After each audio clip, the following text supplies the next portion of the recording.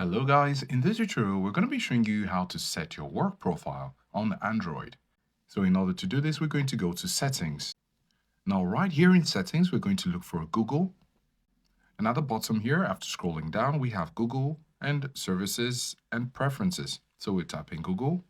And right here in Google, you're going to scroll down where you can see setup and restore. So you're going to tap on setup and restore. You have three options here. So you're going to click on set up your work profile. Now, when you tap on your work profile, you're going to see some introductory information. So you're going to click on next. Now, this is going to ask for permission to use your camera.